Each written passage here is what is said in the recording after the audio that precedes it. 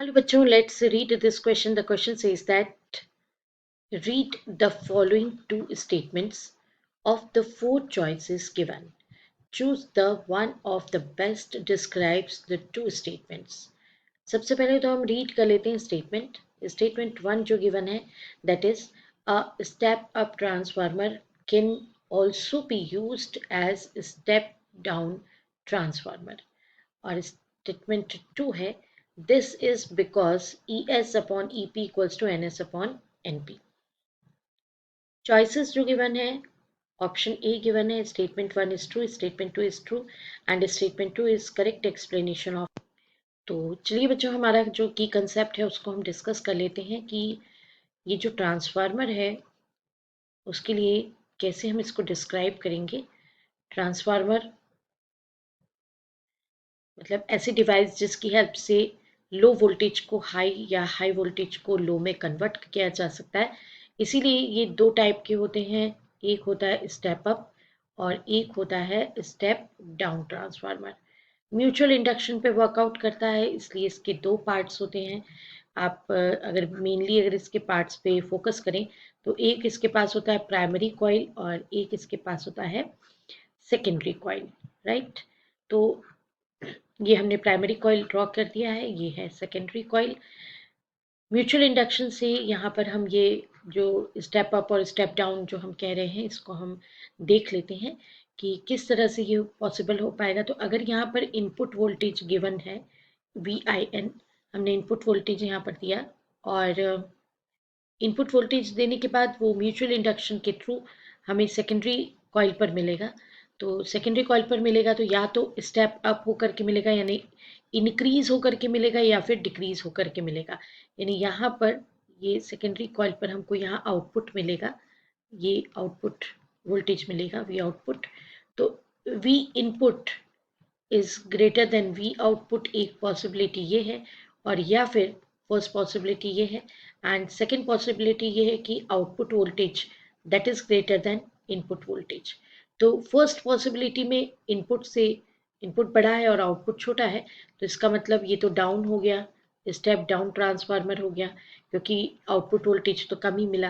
तो step down आपको तब मिलेगा जबकि यहाँ पर नंबर ऑफ टर्न्स, अगर मैं स्टेप अप की बात करूँ, ट्रांसफार्मर में जो हम कॉइल्स यूज़ कर रहे हैं वो प्राइमरी कॉइल में number of turns N S N P हैं और सेकेंडरी कॉइल में नंबर ऑफ टर्न्स जो हैं वो अगर एन एस है। तो स्टेप डाउन में प्राइमरी कॉइल और सेकेंडरी कॉइल की जो नंबर ऑफ टर्न्स हैं उनकी अगर हम बात करें तो N P greater than N S होता है स्टेप डाउन की अगर हम बात करें तो।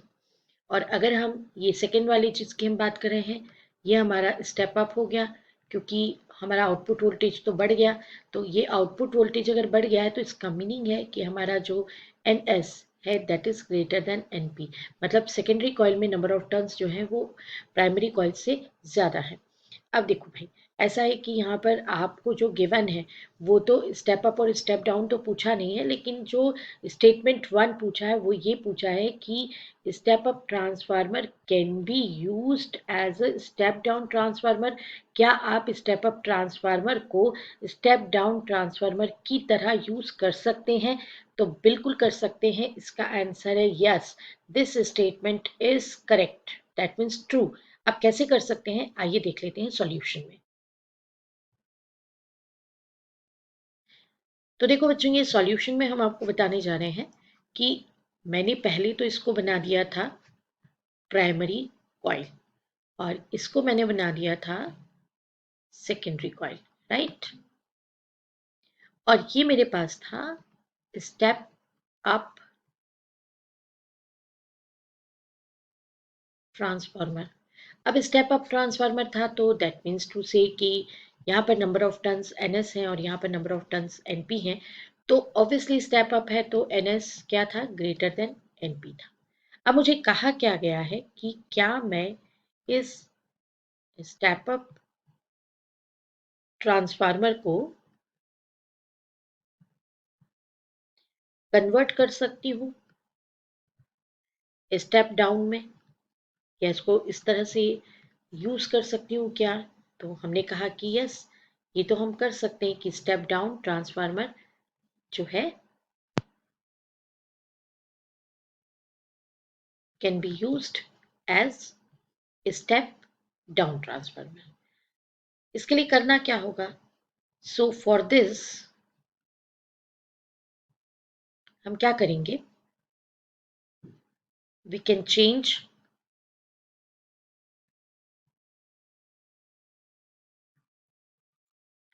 Primary coil into secondary and secondary coil into primary coil. Means हमारे पास ये जो बना हुआ स्ट्रक्चर था, उस स्ट्रक्चर के अंदर हमने क्या कर दिया कि पहले ये सेकेंडरी कॉइल था तो हमने इसको बना दिया प्राइमरी कॉइल, और ये हमारा प्राइमरी कॉइल था, इसको हमने क्या कर दिया? सेकेंडरी कॉइल बना दिया। मतलब अभी हम पहले यहाँ पर इनपुट वोल्टेज दे रहे थे और आउटपुट को यहाँ कलेक्ट कर रहे थे। अब हम क्या करेंगे? इनपुट वोल्टेज को यहाँ लगा देंगे और आउटपुट वोल्टेज को यहाँ दे देंगे, because it is very simple. क्योंकि ये होगा कैसे? तो ये होगा म्यूचुअल इंडक्शन से। और इसीलिए हम कह रहे हैं कि हमारा जो फर्स्ट वाला स्टेटमेंट है दैट इज ट्रू। और रही बात सेकेंड स्टेटमेंट की, तो हमारा जो सेकेंड स्टेटमेंट है ES upon EP equals to NS upon EP, तो ये है NS अपॉन NP। तो ये हमारा जो स्टेटमेंट है, this statement is also true. Means ये भी ट्रू है हमारा स्टेटमेंट, और ये वाला स्टेटमेंट जो है, ये वाला स्टेटमेंट भी हमारा ट्रू है। दोनों ही स्टेटमेंट्स ट्रू हैं। तो और ये इसको एक्सप्लेन भी करता है। तो हम ऑप्शन ए के साथ जाएंगे, statement 1 is true, statement 2 is true and statement 2 is correct explanation of statement 1। I hope you understood it well. Best of luck. Thank you.